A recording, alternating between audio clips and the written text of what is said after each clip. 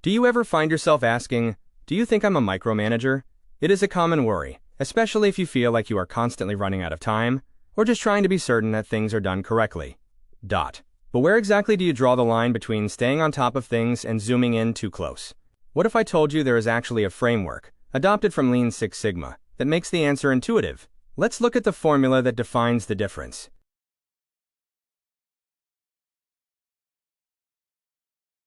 If you're a manager, I bet there's one question that can really keep you up at night.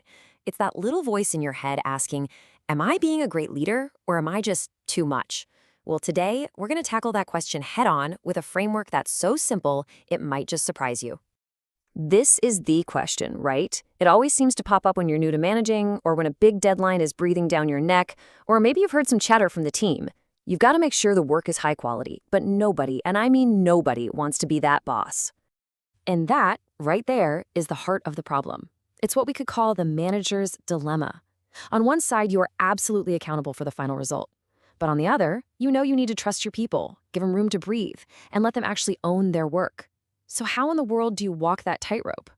It really feels like you need some kind of magic formula to get that balance perfect every single time. And look, while there's no actual magic wand, what if I told you there's a surprisingly simple, totally intuitive framework that can guide you? Okay, now don't let that name, Lean Six Sigma, scare you off. I know, it sounds super corporate and complicated, but trust me, the principle we're going to borrow is incredibly straightforward. It all comes down to one tiny shift in how you think about workflow. That's it. That's the secret sauce. You just have to reverse your perspective. Instead of thinking about a project from the very beginning to the very end, you're going to start at the end and work your way to the beginning. We're going to call this the right-to-left method. So how does this right-to-left method actually work in practice? Well, it breaks down literally any project into 5 basic parts. And once you get the sequence down, you'll have the key to checking in on work without, driving your team crazy. Let's walk through it.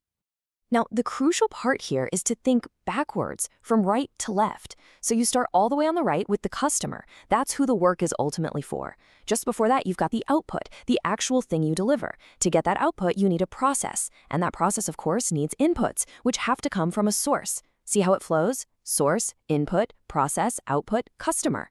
It's a simple chain. All right, theory is great, but let's make this feel real.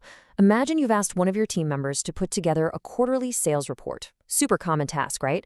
Let's see how our 5 little elements map onto this exact scenario. Okay, let's apply the framework. The customer waiting for this thing? That's you, the boss. The output your employee's producing? The finished report itself? The process is all the analysis and the writing they're doing. And the input for that process? Well, that's the raw sales data, which they pull from the source, in this case, the company's CRM system. See? It maps perfectly. Okay, so we've got the framework, we understand the 5 steps, but so what? How does this simple little chain actually help us answer that big, scary question? How does this tell you if you're a micromanager? This is it. This is where the magic happens. The huge difference between empowering your team and totally smothering them isn't if you check in on their work. It all comes down to where in that 5-step chain you decide to start asking questions. Check this out. Here's the difference in action. A great, effective manager starts on the right side of the chain. They check the output first. They'll ask something like, hey, can I see the latest draft of that report? A micromanager, though, they skip all that. They jump all the way over to the left. Before they've even seen a draft, they're already demanding, show me the raw data you pulled from the CRM. So there it is, a clear, actionable definition for you. If you find yourself time and time again starting your check-ins by questioning the raw materials or the process before you've even looked at the outcome, chances are you're micromanaging.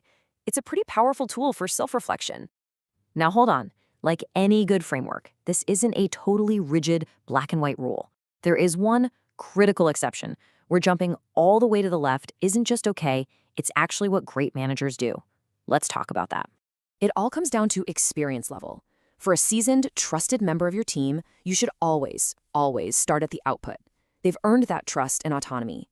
But what about a brand new hire, someone who's just learning the ropes? In that case, you need to be more involved. Checking their source and their input isn't micromanaging. That's just good, effective mentoring. That's training. So, let's bring it all home. The goal here is definitely not to stop monitoring your team's work.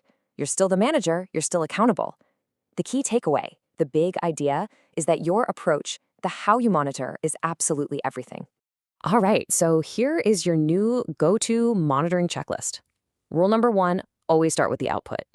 If and only if you see a problem there, then you can start moving left to investigate the process or the input. Jumping straight to the left without even seeing a draft, that's your big red flag. And of course, always adjust where you start based on that person's experience level. And that leaves us with one final question. And this one is for you.